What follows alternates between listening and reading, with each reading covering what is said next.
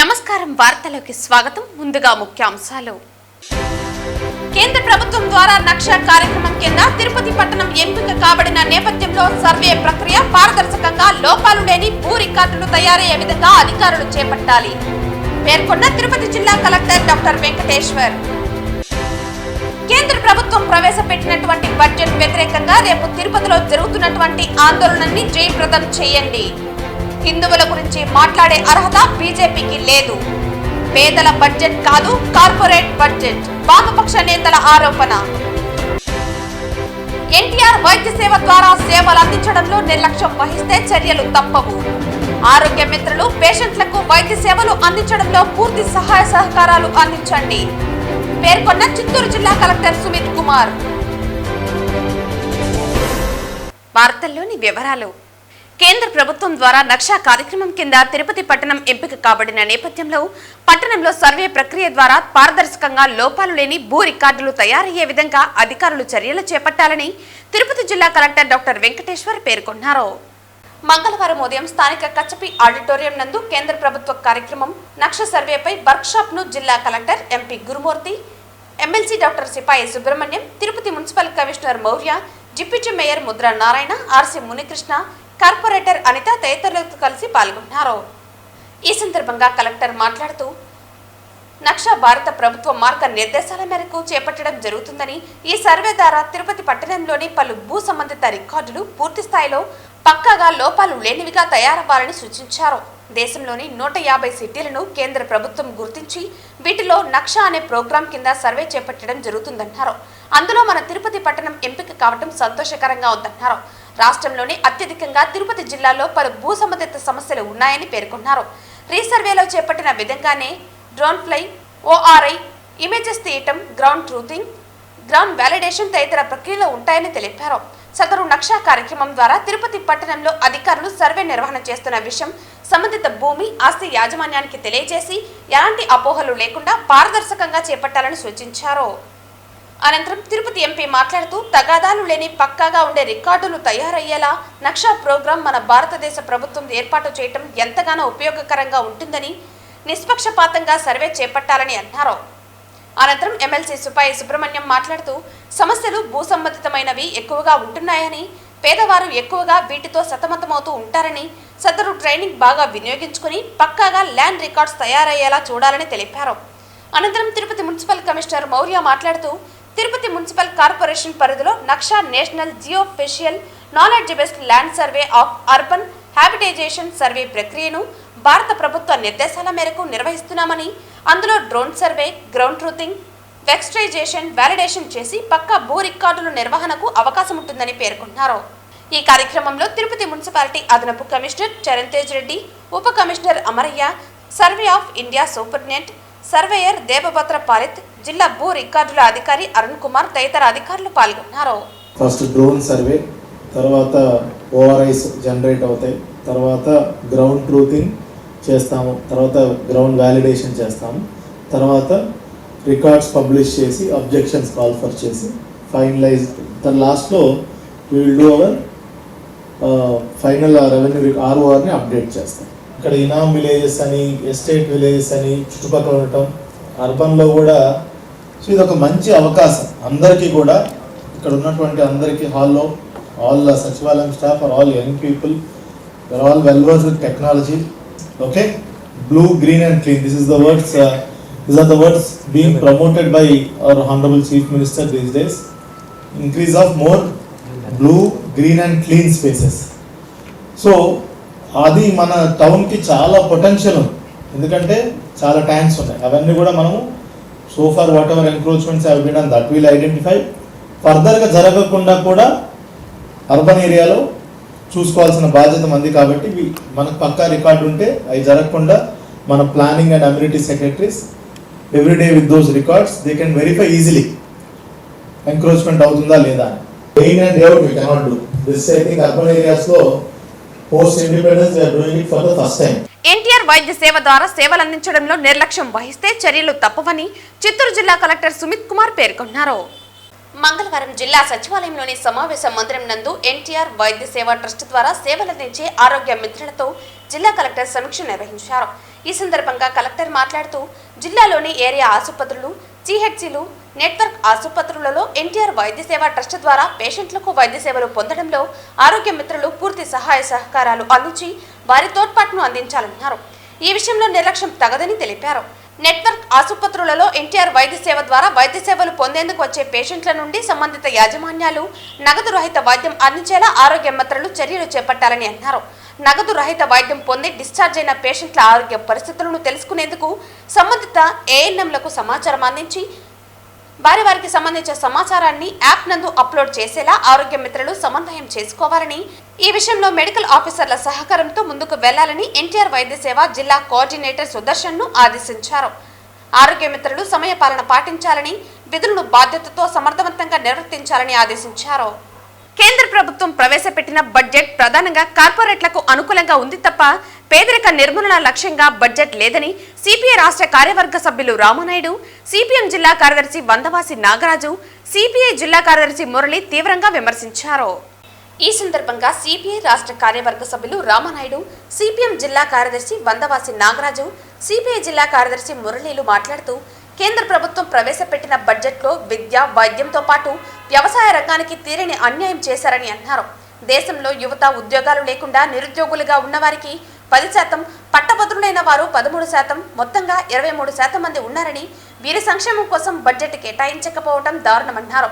సంక్షేమ పథకాలకు పూర్తిగా తగ్గించారని, పెద్ద సంఖ్యలో రోడ్ల కోసం బడ్జెట్ కేటాయించారని అన్నారు. టోల్ ప్లాజా పేరుతో ప్రజల నుంచి పెద్ద మొత్తంలో ముక్కుపిండి వసూలు చేసి కార్పొరేటర్లకు అనుకూలంగా మార్చుతున్నారని విమర్శించారు.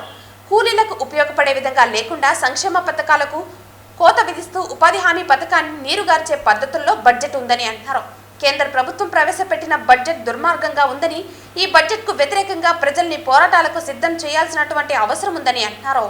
కేంద్ర ప్రభుత్వం ప్రవేశపెట్టిన బడ్జెట్ను ప్రజలకు తీసుకువెళ్లడానికి దశల వారీ జరగబోయే కార్యక్రమంలో భాగంగానే ఈరోజు కరపత్రాలు వాకర్స్కు పంపిణీ చేయడం జరిగిందని, రేపు తిరుపతిలో ఆర్టీసీ బస్టాండ్, అంబేద్కర్ విగ్రహం వద్ద, వామపక్ష పార్టీల ఆర్టీసీ బస్టాండ్ వద్ద ఉన్నటువంటి అంబేద్కర్ విగ్రహం వద్ద రాస్తారోకో నిర్వహిస్తారని, ఈ కార్యక్రమానికి వామపక్ష పార్టీల నుండి సిపిఐ రాష్ట్ర కార్యదర్శి రామకృష్ణ హాజరవుతున్నారని, ప్రజలు ఈ కార్యక్రమంలో పాల్గొని విజయవంతం చేయాలని పిలుపునిచ్చారు. ఈ కార్యక్రమంలో సిపిఐ జిల్లా కార్యవర్గ సభ్యులు చిన్నం పెంచలయ్య, రాధాకృష్ణ, నగర కార్యదర్శి విశ్వనాథ్, సిపిఎం నగర కార్యదర్శి వేణు తదితరులు పాల్గొన్నారు.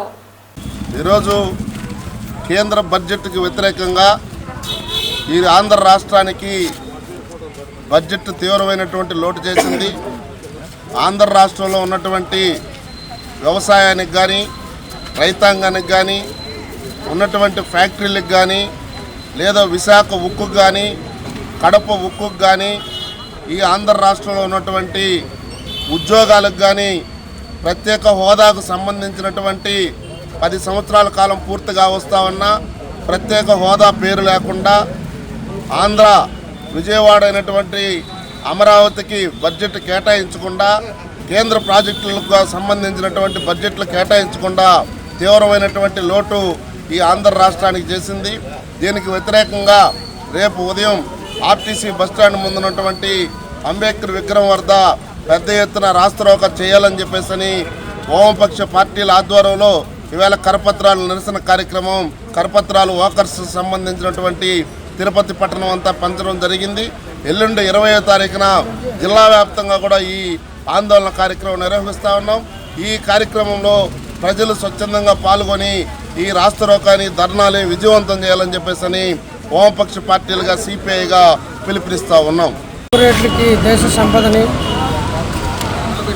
అప్పగించే కేంద్ర ప్రభుత్వ సంస్థలను కూడా ప్రైవేట్ వాళ్ళకి అప్పగిస్తున్న ఈ కేంద్ర బడ్జెట్కి వ్యతిరేకంగా జరుగుతున్న వామపక్ష ఆందోళనలో ప్రజలందరూ పాల్గొవాలని విజ్ఞప్తి చేస్తున్నాం. ముఖ్యంగా రేపు ఆర్టీసీ బస్టాండ్ వద్ద ఉన్న అంబేద్కర్ విగ్రహం దగ్గర జరుగుతున్న ఆందోళనకు సిపిఐ రాష్ట్ర కార్యదర్శి రామకృష్ణ గారు చేస్తున్నారు. ఇతర ప్రముఖులందరూ కూడా వస్తున్న ఈ యొక్క నిరసన కార్యక్రమానికి అందరూ కూడా సహకరించాలని చెప్పేసి వచ్చి పాల్గొనాలని చెప్పేసి విజ్ఞప్తి చేస్తాము. ఈరోజు ఆంధ్ర రాష్ట్రానికి అడుగడుగున అన్యాయం చేసింది. మొత్తం మనకు కావాల్సిన వెనకబడిన ప్రాంతాలకు నిధులు కానివ్వండి, అదే రకంగా పోలవరం లేకపోతే విశాఖపట్నం ఉక్కుకు సంబంధించి కానీ విభజన హామీ రేట్లు కూడా పట్టించుకోకుండా ఈ బడ్జెట్లో చాలా ద్రోహం చేసిన పరిస్థితి మనకి కనిపిస్తూ ఉంది. దేశంలో కూడా కొన్ని రాష్ట్రాలకే ఇదేదో బీహార్, గుజరాత్ అనే పరిస్థితులు వ్యవహరిస్తున్నారు తప్ప మొత్తం అన్ని రాష్ట్రాలకు సంబంధించి నిధులు కేటాయించడం, నిరుద్యోగం చాలా తీవ్రంగా పెరిగిపోతూ ఉంది. ఈరోజు పెట్రోల్, డీజిల్ రేట్లు విపరీతంగా పెరగడం కారణంగా ఎవరు కూడా భరించగలిగే పరిస్థితి లేదు.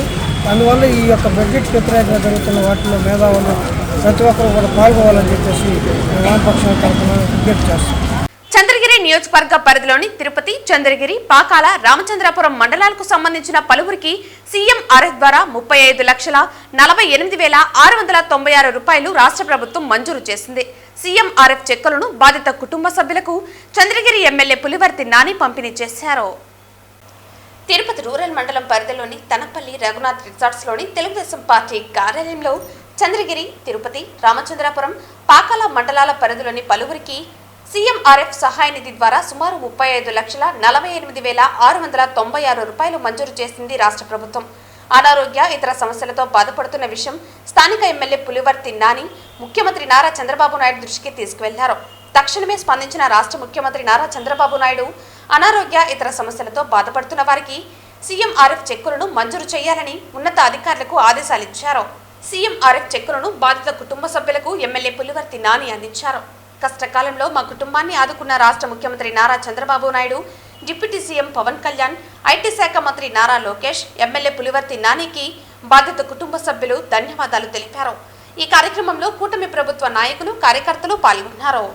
చంద్రగిరి మండలం శ్రీ శ్రీనివాస మంగాపురం శ్రీ కళ్యాణ వెంకటేశ్వర స్వామివారి ఆలయంలో మంగళవారం ఉదయం 8:15 నుండి 8:40 మధ్య మీన లగ్నంలో ధ్వజారోహణ ఘట్టంతో బ్రహ్మోత్సవాలు వైభవంగా ప్రారంభమయ్యాయి. వేద పండితుల మంత్రోచ్చరణలు, మంగళ వాయిద్యాలు, భక్తుల గోవింద నామస్మరణ నడుమ ఈ కార్యక్రమం శాస్త్రోక్తంగా జరిగింది. అంతకుముందు ఉదయం 6:30 నుండి 8:15 వరకు స్వామివారి తిరుచి ఉత్సవం నిర్వహించారు. ఈ ఉత్సవం ద్వారా తన బ్రహ్మోత్సవాల ఏర్పాట్లను స్వామివారు ఒకమారు ముందుగా పర్యవేక్షిస్తారు. అనంతరం అర్చకులు విశ్వక్సేన ఆరాధన, వాస్తు హోమం, గరుడ లింగ హోమం, గరుడ ప్రతిష్ఠ, రక్షాబంధనం చేపట్టారు. మీన లగ్నంలో శ్రీదేవి భూదేవి సమేత శ్రీ కళ్యాణ వెంకటేశ్వర స్వామివారి సమక్షంలో ధ్వజారోహణం నిర్వహించారు. ఇందులో వైఖానస శాస్త్రోక్తంగా గరుత్మంతుని కొత్త వస్త్రంపై లిఖించి పూజలు చేసి ధ్వజస్తంభంపై ప్రతిష్ఠించారు. 18 గణాలను, 3,000,000 దేవతలను బ్రహ్మోత్సవాలకు ఆహ్వానించడం దీని లక్ష్యం. కంకణబట్ట శ్రీ నారాయణ ఆచార్యులు ఆధ్వర్యంలో ఈ కార్యక్రమం జరిగింది. జేఈఓ వీరబ్రహ్మం మీడియాతో మాట్లాడుతూ ధ్వజారోహణంతో వైభవంగా శ్రీ కళ్యాణ వెంకటేశ్వర స్వామివారి బ్రహ్మోత్సవాలు ప్రారంభమైనట్లు తెలిపారు. ఆలయంలో ఫిబ్రవరి 18 నుండి 26వ తేదీ వరకు జరగనున్న బ్రహ్మోత్సవాలను అత్యంత వైభవంగా నిర్వహిస్తామన్నారు. స్వామివారి బ్రహ్మోత్సవాలకు విచ్చేసే భక్తుల కోసం విస్తృతంగా ఏర్పాట్లు చేపట్టామని అన్నారు. శ్రీనివాస మంగాపురంలో తిరుమల శ్రీవారి లడ్డూ ప్రసాదాలను భక్తులకు అందుబాటులో ఉంచినట్లు తెలిపారు. బ్రహ్మోత్సవాలలో భాగంగా ఫిబ్రవరి 22న గరుడ సేవ, ఫిబ్రవరి 23న స్వర్ణ రథోత్సవం, ఫిబ్రవరి 25న రథోత్సవం, ఫిబ్రవరి 26న చక్రస్నానం జరగనున్నట్లు తెలిపారు. ప్రతిరోజు ఉదయం 8 గంటల నుండి 9 గంటల వరకు, తిరిగి రాత్రి 7 నుండి 8 గంటల వరకు వాహన సేవలు వైభవంగా నిర్వహించనున్నట్లు వివరించారు. శ్రీ కళ్యాణ వెంకటేశ్వర స్వామివారి బ్రహ్మోత్సవాల సందర్భంగా టీటీడీ ప్రజా సంబంధాల విభాగం ఆధ్వర్యంలో వాహన మండపం పక్కన ఏర్పాటు చేసిన మీడియా సెంటర్లో జేఈఓ శాస్త్రోక్తంగా పూజలు నిర్వహించి ప్రారంభించారు. మంగళవారం రాత్రి 7 నుండి 8 గంటల వరకు స్వామివారు పెద్దశేష వాహనంపై ఆలయ 4 మాడ వీధుల్లో విహరించి భక్తులకు దర్శనం ఇవ్వనున్నారు. మంగళవారం రాత్రి 7 నుండి 8 గంటల వరకు స్వామివారు పెద్దశేష వాహనంపై ఆలయ 4 మాడ వీధుల్లో విహరించి భక్తులకు దర్శనమిచ్చారు. ఈ కార్యక్రమంలో ఆలయ ప్రత్యేక అధికారి మరియు సివిఆర్ఓ డాక్టర్ టి రవి, ప్రత్యేక శ్రేణి డిప్యూటీఓ వరలక్ష్మి, వైఖానస ఆగమ సలహాదారులు మోహన రంగాచార్యులు, ఏఈఓ గోపీనాథ్ తదితరులు పాల్గొన్నారు. శ్రీ కళ్యాణ వెంకటేశ్వర స్వామి బ్రహ్మోత్సవాలు ధ్వజారోహణంతో ఈరోజు ప్రారంభమయ్యాయి. నిన్న అంకురార్పణ జరిగింది. ఈ రోజు నుంచి ప్రతిరోజు వాహనాలు ఉంటాయి. సాయంత్రము మరియు ఉదయము స్వామివారు వాహనాల మీద తిరుగుతూ భక్తులందరికీ కూడా వరాలు ఇవ్వడం జరుగుతుంది. ఇందులో ముఖ్యమైన ఘట్టం 22వ తేదీన గరుడ వాహనం ఉంటుంది. ఈరోజు సాయంత్రం పెద్దశేష వాహనం ఉంది. గతంతో పోలిస్తే ఈసారి అరేంజ్మెంట్స్ చాలా చక్కగా చేయడం జరిగింది.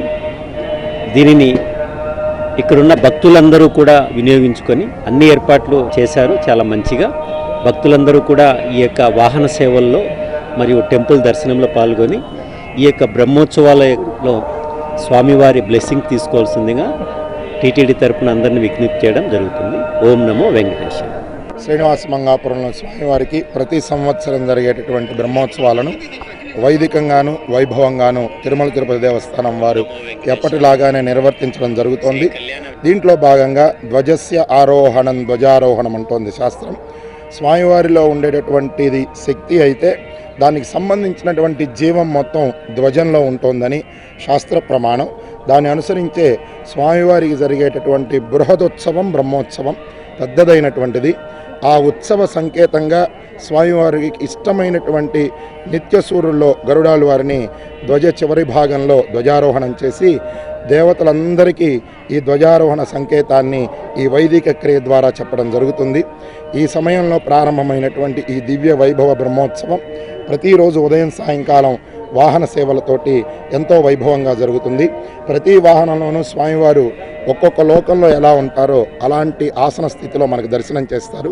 ఈరోజు సాయంకాలం జరిగే పెద్ద శేషవాహనం, రేపు జరిగే చిన్న శేషవాహనం, అట్లా ప్రతిరోజు వాహన సేవల్లో భక్తులందరూ పాల్గొని శ్రీవారి అనుగ్రహానికి పాత్రులు కాగలరు. స్వామివారికి ఇక్కడ జరిగేటటువంటి ఉత్సవాలని ఎంతోమందికి దగ్గరగా చేయడానికి వీలుగా దేవస్థానం వారు ఎంతో వైభవంగా ఏర్పాటును చేయడం జరిగింది. దీంట్లో మీరందరూ పాత్రులవుతూ శ్రీవారి అనుగ్రహాన్ని పొందగలరు. నమో వెంకటేశాయ. తమిళనాడులోని ఆలయాల నిర్వహణపై ఆ రాష్ట్ర బీజేపీ అధ్యక్షులు అన్నామలై సంచలన వ్యాఖ్యలు చేశారు. 2026 తమిళనాడులో బీజేపీ అధికారంలోకి వస్తే దేవాదాయ శాఖ నుంచి అన్ని దేవాలయాలను విముక్తి చేస్తామన్నారు. మంగళవారం రోజు తిరుపతిలో నిర్వహించిన టెంపుల్ ఎక్స్పోలో ఆయన పాల్గొని మాట్లాడారు. ఈ సందర్భంగా బీజేపీ తమిళనాడు అధ్యక్షులు అన్నామలై మాట్లాడుతూ తమిళనాడులో ఆలయాల దుస్థితి దయనీయంగా ఉన్నాయన్నారు. ఆలయాల ఆస్తులను తక్కువ లీజుకు ఇచ్చి ఆదాయానికి గండి కొడుతున్నారని అన్నారు. ఆలయాల్లో రోజువారీ ఆదాయ వివరాలను వెల్లడించాలని అన్నారు. తమిళనాడులో ఈ విధానం అమలు కాలేదని పేర్కొన్నారు. మీనాక్షి అమ్మవారి ఆలయ నిర్వహణ విధానం లోపాభూయిష్టంగా ఉందన్నారు. అమ్మవారి ఆలయ సమీపంలోనే మాంసం దుకాణాలు ఉన్నా వాటిని ప్రభుత్వం నివారించలేని పరిస్థితి ఉందన్నారు. సనాతన ధర్మ పరిరక్షణకు హిందూ ధార్మిక విధానాల పట్ల ప్రత్యేక చట్టాన్ని తీసుకురావాలని కోరారు. இன்னைக்கு நம்முடைய திருப்பதியில மிகச் சிறப்பாக இந்தியாவில் இருக்கக்கூடிய எல்லா சாதுக்கள் சாமிக்கள் 3 முதலமைச்சர்கள், ஆந்திராவுடைய முதலமைச்சராக இருக்கக்கூடிய சந்திரபாபு நாயுடு அவர்கள், மகாராஷ்டிரா தேவேந்திர ஃபட்னவிஸ் அவர்கள், கோவாவுடைய பிரமோத் சாவந்த் அவர்கள் உட்பட எல்லோரும் இந்தியாவில் குறிப்பாக கோவில்களை மையமாக வைத்து ஒரு நல்ல ஒரு பொருளாதார மாடல் எப்படி உருவாக்கலாம். இன்றைக்கி நம்ம காசி, அயோத்தியா, உஜ்ஜைன் இது போன்ற புனரமைக்கப்பட்ட கோவில்களை பார்க்குறோம். பூரி ஜெகநாதர் ஆலயத்தை பார்க்குறோம். ஆயிரக்கணக்கான கோடி ரூபாய் எங்கே ஜென்ரேட் ஆகுது. டெம்பிள்னால ஒரு எக்கனாமி ஜென்ரேட் ஆகுது. அது இந்தியா முழுவதும் எப்படி கொண்டு வரலாம் அப்படிங்கிறது அதனுடைய நோக்கம். டெம்பிள் கனெக்ட் அப்படிங்கிற ப்ரோக்ராம் தமிழகத்தை பொறுத்த வரைக்கும் 44,000 கோயில்கள் HRNC கீழே இருக்குது. உங்களுக்கு தெரியும். தொடர்ந்து பாரதிய ஜனதா கட்சியினுடைய குற்றச்சாட்டு கோவிலுடைய கையையும் காலையும் கட்டி போட்டு கொள்ளையடிப்பதற்காக மட்டும்தான் HRNC உள்ளே இருக்குது. அது பல EO இல்லீகலாக இருக்காங்க. அதையெல்லாம் அந்த மன்றத்தில் பேசுவதற்கு ஒரு வாய்ப்பு. தமிழ்நாட்டை பொறுத்த வரைக்கும் கோயில்கள் எப்படி இருக்குது, என்ன பிரச்சனை, சட்டத்தை எப்படியெல்லாம் அவங்களே மீறி இருக்கிறாங்க, எதற்காக 2026 பாரதிய ஜனதா கட்சி தேசிய ஜனநாயக கூட்டணி நாங்கள் ஆட்சிக்கு வந்த பிறகு HRNC சட்டத்தை அங்கிருந்து எடுத்துருவோன்னு எதற்காக சொல்கிறோம். இத்தனை கோயில்கள் எவ்வளவு சம்பாதிக்குது, எவ்வளவு சம்பாதிச்சிருக்கணும், எப்படி கோவில்கள் நிலம் காணாமல் போய் கொண்டிருக்கிறது. இன்றைக்கி இதெல்லாம் மாடலுங்கண்ணா. Kashi is a model, Ujjain is a model, Ayodhya is a model. லட்சக்கணக்கான கோடி ரூபாய் ஜென்ரேட் ஆகுதுங்கண்ணாங்க. அதை நம்பி ஒரு மாவட்டம், 2 மாவட்டம், 10 மாவட்டத்தில் பொருளாதாரம் வலிமையடையுது. இன்றைக்கி நம்ம திருப்பதியில் நின்றுருக்கோங்கன்னா, திருப்பதி கோவிலினுடைய மதிப்பு, டோட்டல் மதிப்பு 2,50,000 கோடி. 16,000 கோடி ரூபாய் வங்கியில் வைப்பு நிதி இருக்குது. 10 டன் கோல்டு வங்கியில் இருக்குது. 2.5 டன் கோல்டு ஆர்னமெண்ட்டில் இருக்குது. ஒரு வருடத்திற்கு ரெவென்யூ மட்டுமே 5,000 கோடி. ஸோ 2 லட்சம் கோடி திருப்பதி கோவிலினுடைய மொத்த சொத்து மதிப்பு. தமிழ்நாட்டில் ஒரு கோவில் நம்ம சொல்ல முடியுமாங்கண்ணா? 600 கோவில்கள் தமிழ்நாட்டில் 1000 ஆண்டுகளுக்கு மேலே. ஒரு கோவில் நம்ம சொல்ல முடியுமா? இல்லை அந்த கோவிலினுடைய மதிப்பு 50,000 கோடிக்கு மேலே. இந்த கோவிலினுடைய வைப்பு நிதி 3,000 கோடி இருக்குது. அதனால் ஒரு நல்லா மேனேஜ் பண்ணுற திருப்பதிக்கும் நல்லா மேனேஜ் ஆகாத தமிழ்நாட்டுக்கு கூடிய கோவிலையும் கம்பேர் பண்ணி பேசுவதற்கான ஒரு வாய்ப்பு. அதனால் இதை தொடர்ந்து பேசி கொண்டிருப்போம். நமக்கு வாய்ப்பு வரும் பொழுது கோவிலை மையப்படுத்தி அங்கே ஒரு பொருளாதாரத்தை ఉరువాకువం ఎన్గిన నమ్మకం ఎங்களுக்கு இருக்கு. థాంక్యూ అన్న. కల్తీ నెయ్యి సరఫరా వ్యవహారంలో కోర్టు 4 నిందితుల విచారణ కోసం సిట్ కస్టడీకి ఇచ్చిన గడువు పూర్తయింది. కొద్దిసేపటి క్రితమే సిట్ బృందం 4 నిందితులను కోర్టులో హాజరుపరిచారు.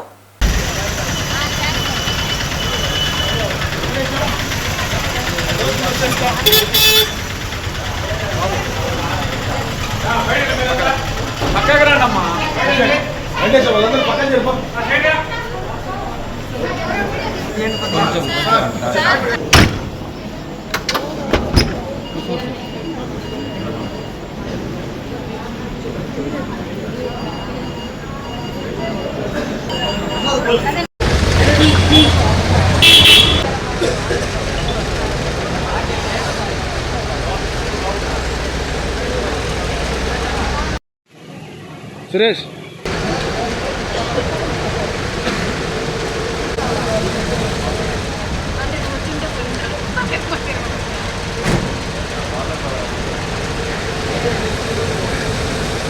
వార్తలు ముగించే ముందు ముఖ్యాంశాలు మరోసారి. కేంద్ర ప్రభుత్వం ద్వారా నక్ష కార్యక్రమం కింద తిరుపతి పట్టణం ఎంపిక కాబడిన నేపథ్యంలో సర్వే ప్రక్రియ పారదర్శకంగా లోపాలు లేని భూ రికార్డులు తయారయ్యే విధంగా అధికారులు చేపట్టాలి పేర్కొన్న తిరుపతి జిల్లా కలెక్టర్ డాక్టర్ వెంకటేశ్వర్. కేంద్ర ప్రభుత్వం ప్రవేశపెట్టినటువంటి బడ్జెట్ వ్యతిరేకంగా రేపు తిరుపతిలో జరుగుతున్నటువంటి ఆందోళనని జయప్రదం చేయండి. హిందువుల గురించి మాట్లాడే అర్హత బీజేపీకి లేదు. పేదల బడ్జెట్ కాదు కార్పొరేట్ బడ్జెట్ వామపక్ష నేతల ఆరోపణ. ఎన్టీఆర్ వైద్య సేవ ద్వారా సేవలు అందించడంలో నిర్లక్ష్యం వహిస్తే చర్యలు తప్పవు. ఆరోగ్య మిత్రులు పేషెంట్లకు వైద్య సేవలు అందించడంలో పూర్తి సహాయ సహకారాలు అందించండి పేర్కొన్న చిత్తూరు జిల్లా కలెక్టర్ సుమిత్ కుమార్. ఈ వార్తలు ఇంతటితో సమాప్తం. తిరిగి వార్తల్లో మళ్ళీ కలుద్దాం. అంతవరకు సెలవు. నమస్కారం.